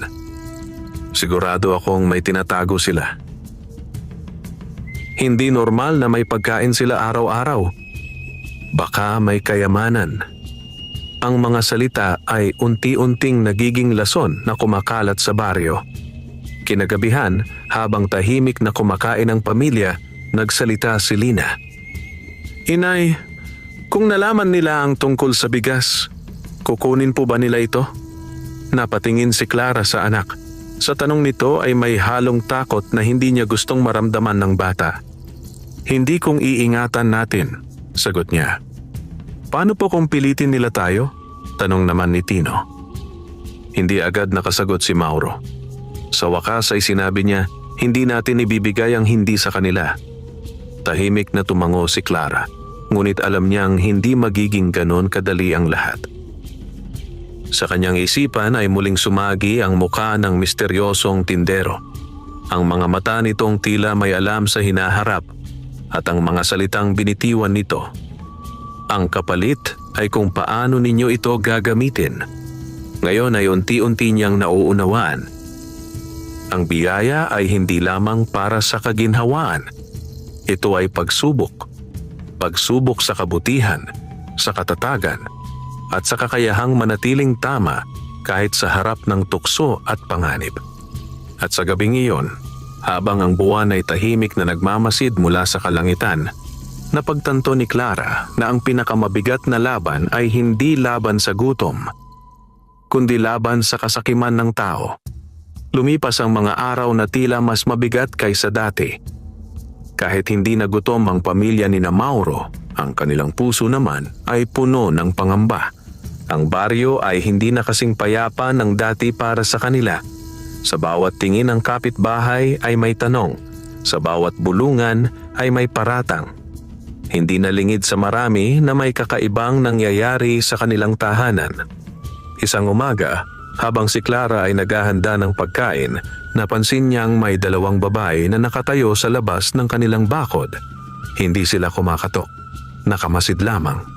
Nang mapatingin si Clara sa kanila ay mabilis silang nag-usap at kunwaring naglalakad palayo. Napabuntong hininga siya. "Mauro," tawag niya. Lumabas ang lalaki. "Ano iyon?" "Hindi na magtatagal," sabi ni Clara. Hindi na lang sila nagtatanong, nagmamasid na sila. Tahimik na tumango si Mauro. "Nararamdaman ko rin." Sa kabila nito, hindi nila itinigil ang pagbabahagi. Araw-araw, kahit paunti-unti, nagbibigay sila sa mga tunay na nangangailangan. Kay Lola Nena, sa isang batang ulila sa kabilang sityo, at sa isang mag-inang halos wala ring makain. Sa bawat pagbibigay ay hindi nababawasan ang kanilang kanin. Ngunit kapalit nito, lalo silang napapansin. Isang hapon, habang si Mauro ay nasa labas at si Clara ay nasa loob kasama ang mga bata, may malakas na kumatok sa kanilang pinto. "Buksan ninyo." Hindi iyon boses ng karaniwang kapitbahay. Napatigil si Clara. Tumingin siya kina Lina at Tino na agad namang tumahimik. Muli ang katok, mas malakas. "Alam naming may tinatago kayo." Napahawak si Clara sa dibdib. Ang kanyang kinatatakutan ay unti-unti nang nagiging totoo. Dahan-dahan niyang binuksan ang pinto. Sa labas ay naroon ang tatlong lalaki, mga kilalang tambay sa baryo na madalas sumusunod sa utos ng kung sinong may kapangyarihan. Sa kanilang mga mata ay hindi na kuryosidad ang makikita, kundi pagnanasa. "Ano po ang kailangan ninyo?" Mahinahong tanong ni Clara. Hindi sumagot agad ang isa. Sa halip ay sumilip ito sa loob ng kubo. "May pagkain kayo," sabi nito. "Kaunti lang po," sagot ni Clara. "Kaunti?" Tumawa ang isa pa. "Hindi ka na magugutom sa itsura mo." Napahigpit ang kamay ni Clara, ngunit pinigilan niya ang sarili. "Kung kailangan ninyo ng tulong," sabi niya, "maaari kaming magbigay." Nagkatinginan ang mga lalaki. "Magbibigay ka?" tanong ng isa. "O tatanggi ka?" Naramdaman ni Clara ang pagbabanta sa paraan ng kanilang pagsasalita. "Magbibigay ako," sagot niya. Pumasok siya sa loob at kumuha ng kanin mula sa kaldero. Habang ginagawa niya iyon ay nanginginig ang kanyang kamay, hindi dahil sa pagdududa sa bigas, kundi sa takot sa maaaring mangyari kung hindi siya sumunod. Pagbalik niya ay iniabot niya ang lalagyan. Tinanggap ito ng isa sa mga lalaki, ngunit hindi agad umalis. "Iyan lang?" tanong nito. "Sa ngayon po," sagot ni Clara. Tinitigan siya ng lalaki, saka ngumisi. "Babalik kami." At tulad ng hangin na nagdadala ng masamang balita, iniwan nila ang bakuran nang may bantang hindi kailangang sabihin ng malinaw. Pagkasara ng pinto ay agad na napaupo si Clara. "Inay," mahinang tawag ni Lina. Lumapit ang bata at niyakap siya. "Wala iyon," sabi ni Clara, pilit na pinatatatag ang sarili. "Ayos lang tayo." Ngunit sa loob niya ay alam niyang hindi na ligtas ang kanilang lihim. Kinagabihan, nang makauwi si Mauro at marinig ang nangyari, napahigpit ang kanyang kamao. "Hindi na ito tama," sabi niya. "Hindi na ito simpleng usapan sa baryo." "Ano ang gagawin natin?" tanong ni Clara. Natahimik si Mauro. Sa unang pagkakataon, naramdaman niyang ang biyayang kanilang natanggap ay may kasamang panganib na hindi niya kayang labanan ng mag-isa. "Babalikan ko ang tindero," sabi niya sa wakas. Napatingin si Clara. "Ako ang kinausap niya. Pero ako ang kailangang gumawa ng paraan," sagot ni Mauro. Umiling si Clara. "Hindi natin alam kung saan siya matatagpuan kung kailan nating gusto." Natahimik sila pareho. Maya-maya ay nagsalita si Lina. "Inay, baka po gusto lang nilang kumuha dahil wala rin silang makain." Napatingin si Mauro sa anak. "Hindi ganoon ang tingin ko sa kanila. Pero kung magbibigay po tayo," patuloy ni Lina, "baka hindi na sila magalit." Napabuntong hininga si Mauro. Hindi lahat ng tumatanggap ay marunong makontento. Tahimik ang lahat. Mula sa gilid ay nagsalita si Tino. "Inay, kung ibibigay po natin lahat, wala na tayong problema, di ba?" Napatingin si Clara sa anak. Sa simpleng isip ng bata, ang pagbibigay ng lahat ay tila solusyon. Ngunit sa realidad, hindi iyon ganoon kadali. Hindi lahat ng bagay ay nalulutas sa pagbibigay lang. Mahinang sagot niya. Kailangan din nating matutong mag-ingat. Sa gabing iyon, hindi agad nakatulog si Clara. Lumabas siya ng kubo at tumingala sa langit. Ang mga bituin ay tahimik na kumikislap na para bang walang pakialam sa kaguluhang nararanasan ng mga tao sa ibaba.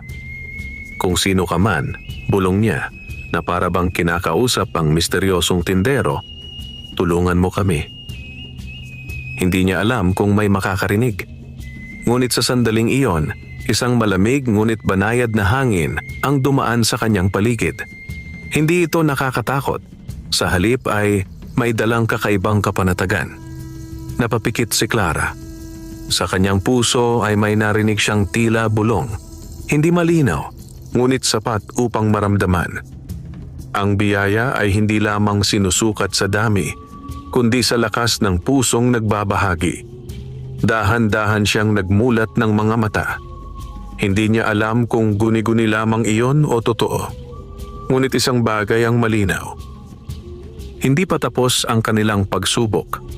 At sa mga darating na araw, hindi lamang ang kanilang kabuhayan ang masusubok, kundi ang kanilang pagkatao. Hindi naging mapayapa ang sumunod na umaga para sa pamilya ni Mauro. Mula pa lamang sa pagsikat ng araw ay may kakaibang pakiramdam na bumalot sa kanilang tahanan. Parang may nagmamasid, naghihintay at handang kumilos anumang oras. Tahimik na naghanda si Clara ng pagkain. Naroon pa rin ang kanin sa kaldero, hindi nababawasan, tulad ng nakagawian na nila nitong mga nakaraang araw. Ngunit sa pagkakataong iyon, ang himala ay hindi na lamang nagbibigay ng ginhawa, ito ay nagdadala na rin ng pangamba. "Mauro," mahinang sabi niya, "hindi na tayo pwedeng maghintay lamang." Umupo si Mauro sa tabi niya. "Ano ang naiisip mo?" "Kailangan nating bumalik sa palengke, hanapin ang tindero." Napaisip si Mauro.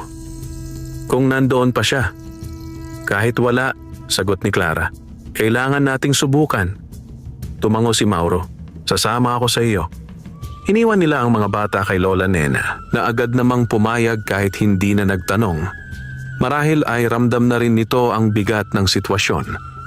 Habang naglalakad sina Mauro at Clara papunta sa palengke, napansin nilang may ilang taong nakamasid sa kanila mula sa malayo.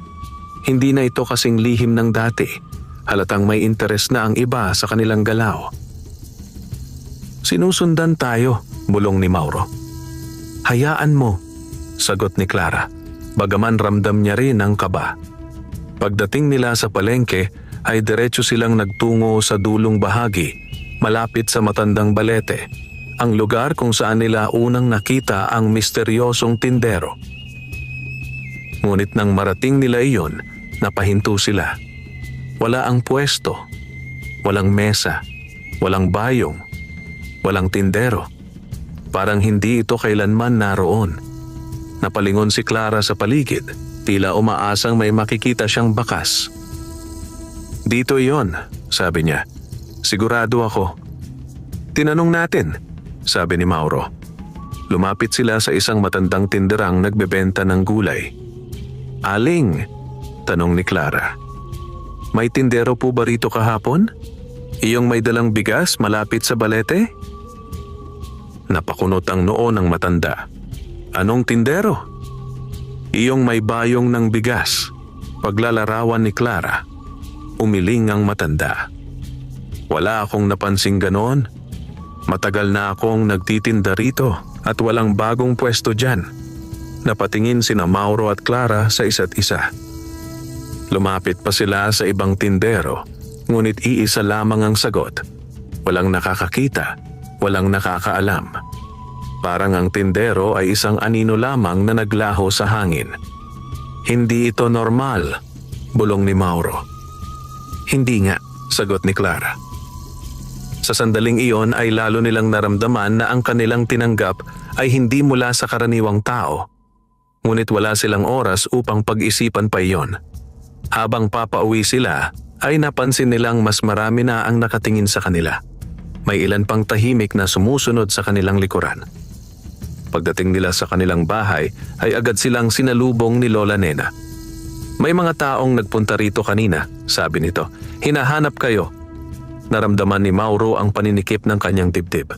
"Sino?" "Hindi ko kilala," sagot ng matanda. Pero hindi maganda ang tingin nila. Hindi na nagpatumpik-tumpik pa si Mauro. "Kailangan nating maghanda." Sa loob ng kubo ay muling nagtipon ang pamilya. Si Lina at Tino ay tahimik, ramdam ang tensyon. "Inay," mahinang tanong ni Lina, "wala na po ba ang tindero?" Umiling si Clara. "Hindi namin siya nakita." "Paano na po tayo?" tanong ni Tino. Hindi agad sumagot si Mauro. Sa wakas ay sinabi niya, "Gagawin natin ang tama, kahit ano pa ang mangyari." "Paano po kung pilitin nila tayo?" tanong muli ni Tino. Tumingin si Mauro kay Clara, saka sa mga anak. "Hindi natin ibibigay ang lihim sa maling paraan," sagot niya. "Pero hindi rin tayo magdadamot sa tunay na nangangailangan." Tahimik na tumango si Clara. Ngunit bago pa sila makapag-usap pa, ay muling may malakas na kumatok sa kanilang pinto. Mas malakas kaysa dati. Hindi na ito simpleng paghingi. Ito ay parang pag-angkin. Lumapit si Mauro at binuksan ang pinto. Sa labas ay naroon si Kapitan Berto, kasama ang 3 lalaking nakita ni Clara kahapon. Sa pagkakataong iyon, hindi na nagkunwari ang kapitan. "Alam kong may tinatago kayo," direkta nitong sabi. Tahimik si Mauro. "Hindi na ako magpapaligoy-ligoy," patuloy ng kapitan. "Gusto ko ang pinagkukunan ninyo ng bigas." Napatingin si Clara sa kanya. "Wala po kaming tinatago," sagot niya. Ngumisi si Kapitan Berto. "Talaga? Kung ganon papasukin ninyo kami." Naramdaman ni Mauro ang pag-init ng kanyang dugo. "Wala po kayong karapatan." "May karapatan ako," putol ng kapitan. "Lalo na kung may kinalaman ito sa lupa at kayamanan sa baryo ko." Hindi na naghintay ang mga kasama nito. Pumasok sila sa kubo, tila walang pakialam sa pahintulot. Napaatras sina Lina at Tino. Mabilis na lumapit si Clara sa kaldero na para bang instinct na protektahan ito. Ngunit huli na. Lumapit ang isa sa mga lalaki at binuksan ang takip. At doon nila nakita ang kanin na tila kumikislap sa loob. Natahimik ang lahat. Ang mga mata ng mga lalaki ay napuno ng pagkamangha at kasunod nito, pagnanasa. "Iyan," Bulong ng isa, hindi normal. Lumapit si Kapitan Berto at tinitigan ang laman. Sa sandaling iyon, ang kanyang muka ay nagbago. Mula sa pagdududa, naging tiyak ang kanyang interes. Sa akin na ito, malamig niyang sabi. Nanlamig ang dugo ni Clara. Sa unang pagkakataon, hindi na lamang lihim ang kanilang hawak. Ito ay naging bagay na nais agawin. At sa harap ng kanilang mga mata, nagsimulang magbago ang lahat. Mula sa simpleng biyaya, tungo sa isang bagay na maaaring magdulot ng kapahamakan. Nakatutok ang lahat ng mata sa kalderong hawak ng mga kamay ng kasakiman. Sa loob nito ay ang kanin na hindi nauubos, ang himalang nagbigay buhay sa pamilya ni Mauro. Ngunit sa sandaling iyon, ang biyaya ay tila naging tukso na sinusubok ang puso ng bawat naroroon. Sa akin na ito, muling sabi ni Kapitan Berto, mas malamig, mas tiyak. Hindi na nag-atubili ang isa sa kanyang mga tauhan. Inangat nito ang kaldero, tila isang karaniwang gamit lamang, na para bang wala itong kahulugan sa iba, kundi isang bagay na maaaring angkinin. Hindi! Sigaw ni Clara, sabay hakbang pasulong. Ngunit hinawakan siya ni Mauro sa braso. Clara! Mahina ngunit mariin ang kanyang tinig. Alam ni Mauro na ang anumang marahas na pagtutol ay maaaring magdulot ng kapahamakan sa kanila, lalo na sa kanilang mga anak na nanginginig na sa takot sa gilid ng kubo. Napahinto si Clara, ngunit ang kanyang mga mata ay nakatutok pa rin sa kaldero. Kapitan, sabi niya, pinipilit ang sarili na manatiling kalmado. Kung iyan po ang nais ninyo, kunin ninyo. Napatingin sa kanya si Mauro, nagulat. Ngunit sa mga mata ni Clara ay walang pagsuko, kundi isang tahimik na pananalig. Bahagyang ngumiti si Kapitan Berto. Mabuti, marunong ka palang umintindi. Lumabas ang mga lalaki sa kubo, dala ang kaldero. Sa likod nila ay ang kapitan, na tila isang hari na nakakuha ng kanyang nais. Naiwan ang pamilya sa loob, tahimik, walang imik. Niyakap ni Lina si Tino na halos umiyak na. Inay, wala na po ang bigas, nanginginig nitong sabi. Lumuhod si Clara sa harap nila at hinawakan ang kanilang mga kamay. Tandaan ninyo, sabi niya, ang biyaya ay hindi nakatali sa isang kaldero. Hindi lubos na naunawaan ng mga bata ang ibig niyang sabihin, ngunit naramdaman nila ang kakaibang lakas sa kanyang tinig. Sa labas ng kubo, ang mga taong nakamasid ay nagbulungan. Kinuha na nila. Tapos na siguro ang swerte nila.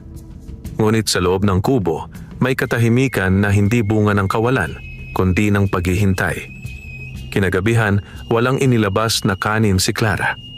Sa unang pagkakataon muli, naupo ang pamilya sa sahig na walang hapunan sa harap nila. Ngunit walang nagreklamo. Walang umiyak. Si Mauro ay tahimik na nakatingin sa sahig. Ngunit sa kanyang dibdib ay may kakaibang pakiramdam. Hindi lamang lungkot kundi pag-unawa. Clara, sabi niya, bakit mo hinayaang kunin nila? Tumingin si Clara sa kanya. Dahil hindi iyon sa atin, sagot niya. Natahimik si Mauro. Ang ibinigay sa atin, patuloy ni Clara, ay hindi para angkinin. Kung kukunin nila iyon ng may kasakiman, hindi nila makukuha ang tunay na halaga. Hindi na sumagot si Mauro. Sa kaibuturan ng kanyang puso, naramdaman niyang tama ang asawa. Sa kabilang dako ng baryo, sa malaking bahay ni Kapitan Berto, masaya ang kapitan at ang kanyang mga tauhan.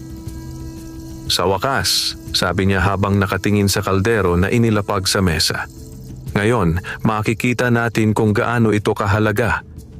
Kapitan, sabi ng isa sa kanyang tauhan, kung totoo ngang hindi ito nauubos, yayaman tayo lalo.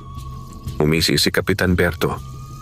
Hindi lang yayaman, wala nang makakatapat sa akin sa baryong ito.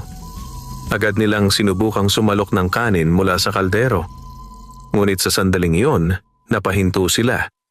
Ang kanin na kanina'y kumikislap ay tila nagbago. Ang mga butil ay naging karaniwan. Maputla, walang kinang. Bakit ganito? Tanong ng isa. Sumalok sila, nagsaing at kumain. Ngunit wala itong kakaibang lasa. Hindi ito masarap. Hindi ito nakakabusog gaya ng dati. Hindi ito ang nakita ko kanina, sabi ng isa. Napakunot ang noo ni Kapitan Berto. Imposible. Muli niyang sinilip ang kaldero. Ngunit wala na ang himala. Wala na ang hiwaga. Ang natira ay isang karaniwang lalagyan na may karaniwang laman. Sa sandaling iyon, isang malamig na hangin ang dumaan sa loob ng bahay. Hindi ito malakas, ngunit sapat upang mapatingin sila sa paligid. At sa di kalayuan, tila may isang aninong dumaan, isang anyong pamilyar, ngunit hindi malinaw. Sa kubo ni na Mauro, sa gitna ng kanilang katahimikan, si Clara ay muling lumabas at tumingala sa langit. At kung kukunin nila ito, bulong niya, nasa sayo na ang hatol. Sa likod niya, sa loob ng kubo, napansin ni Lina ang isang bagay. Inay, tawag niya. Lumapit si Clara. Atin pong kaldero? Napatingin si Clara. Sa sulok ng kubo, kung saan nila ito karaniwang inilalagay. Naroon muli ang kaldero. Tahimik, puno, at sa loob nito, ang kanin ay muling kumikislap.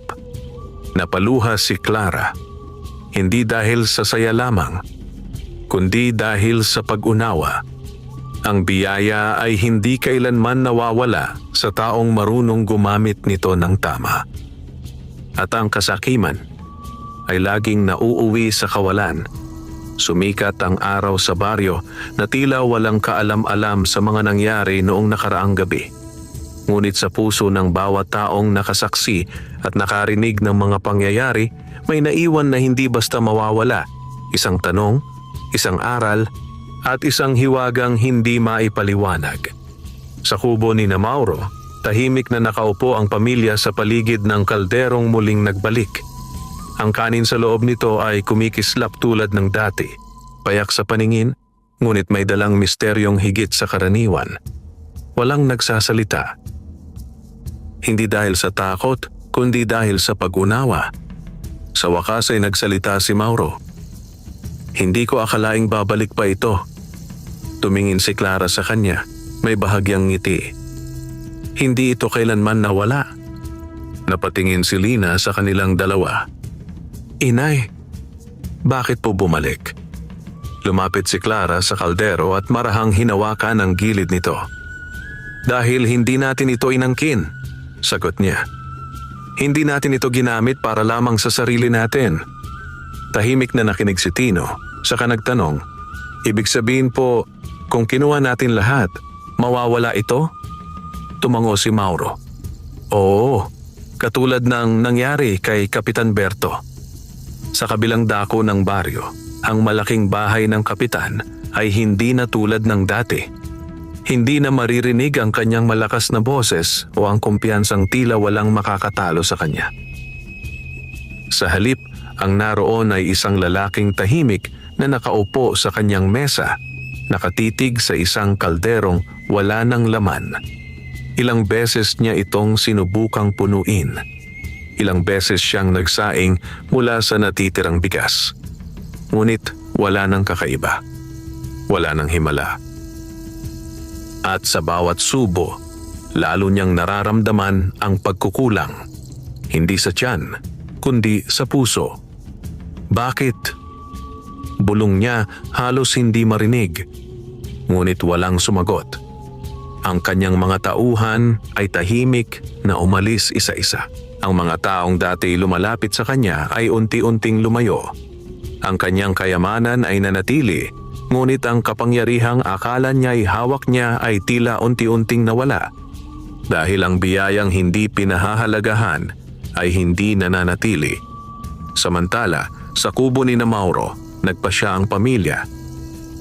Hindi na natin ito itatago. sabi ni Clara. Napatingin si Mauro. Sigurado ka? Oo, sagot niya. Pero hindi rin natin ipagyayabang. Tutulungan natin ang mga nangangailangan, ngunit pipiliin natin kung sino ang tunay na dapat tulungan. Tumango si Mauro. Hindi lahat ng humihingi ay nangangailangan. Ang iba, gusto lang kumuha. Mula sa gilid ay nagsalita si Lina. Tutulungan po natin ang mababait. Napangiti si Clara. Hindi lang mababait, pati ang mga nangangailangan kahit hindi pa nila alam kung paano maging mabuti. Sa mga sumunod na araw, unti-unting nagbago ang baryo. Hindi agad, hindi sabay-sabay. Ngunit nagsimula ito sa maliliit na bagay. May isang matandang dati walang makain na ngayon ay may mainit na hapunan gabi-gabi. May isang pamilya na dati laging nag-aaway dahil sa kakulangan, na ngayon ay natutong magbahagi sa isa't isa. Hindi alam ng lahat kung saan nagmumula ang tulong. Ngunit may ilan na nakapansin na ang pamilyang dati minamaliit ay siyang tahimik na nagbibigay. Unti-unti, nagbago rin ang tingin ng mga tao. Ang mga dating mapanghamak ay naging maingat sa kanilang pananalita. Ang mga dati nagbubulungan ay nagsimulang magtanong sa sarili. At ang ilan ay natutong magpasalamat.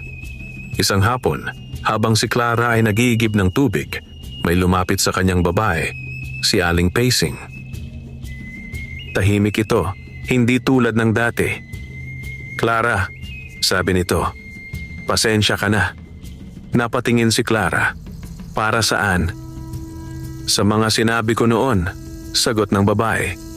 Hindi ko naisip na may ganito kayong pinagdadaanan. Umiti si Clara. Lahat naman tayo may pinagdadaanan. Tumango si Aling Pacing. Kung may maitutulong ako, sabihin mo lang. Hindi agad sumagot si Clara. Ngunit sa loob niya ay may kasiyahan. Hindi dahil sa paghingi ng tawad, kundi dahil sa pagbabago. Kinagabihan, muling nagtipon ang pamilya sa kanilang kubo. Naroon ang kaldero. Naroon ang kanin. Ngunit higit sa lahat, naroon ang katahimikan na hindi na puno ng takot, kundi ng pasasalamat. Alam ninyo, sabi ni Mauro, akala ko noon ang kayamanan ay pera o lupa. Tapos po, tanong ni Tino. Ngumiti si Mauro. Hindi pala. Ang tunay na kayamanan ay ang kakayahang magbigay kahit kulang ka. Tahimik na tumango si Lina. At ang pananatiling mabuti, dagdag ni Clara, kahit may pagkakataon kang maging sakim. Sa sandaling iyon, isang banayad na hangin ang pumasok sa kanilang kubo. Ang parehong hangin na minsan nang dumaan sa tabi ni Clara noong gabing siya'y nagdasal. Napalingon siya sa pintuan. Sa di kalayuan, malapit sa isang punong balete, tila may isang aninong nakatayo, ang anyo ng isang lalaking pamilyar. Hindi malinaw, ngunit sapat upang makilala. Ang misteryosong tindero. Hindi ito lumapit. Hindi ito nagsalita. Ngunit bago tuluyang mawala, tila ngumiti ito. Isang ngiting puno ng kasiyahan na parabang natupad ang kanyang layunin. Napapikit si Clara at marahang ngumiti. Salamat, bulong niya. At sa kanyang puso ay alam niyang ang biyayang kanilang natanggap ay hindi lamang tungkol sa bigas, kundi tungkol sa kung paano manatiling tao sa gitna ng tukso. At sa maliit na kubo sa dulo ng baryo, natutunan ng isang pamilya ang isang aral na higit pa sa kayamanan, na ang tunay na ginto ay hindi nasusukat sa kinang ng bagay, kundi sa kabutihang ibinibigay ng puso. Wakas.